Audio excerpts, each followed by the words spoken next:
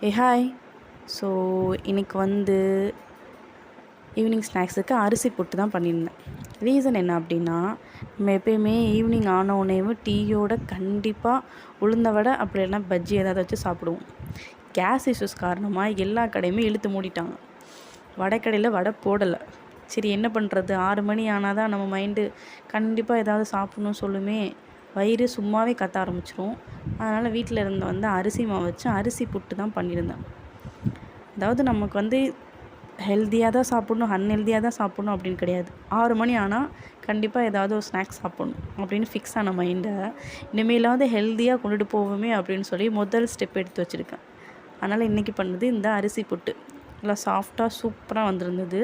என்ன ஒரு சின்ன ஒரு விஷயம் அப்படின்னா, நான் இந்த அரிசி புட்டு பண்ணுற நேரம் வீட்டில் சர்க்கரை இல்லை. அதனால் சுகர் வச்சு தான் பண்ணியிருந்தேன். நெக்ஸ்ட் பண்ணும்போது கண்டிப்பாக நாட்டு சர்க்கரை போட்டு பண்ணணும்.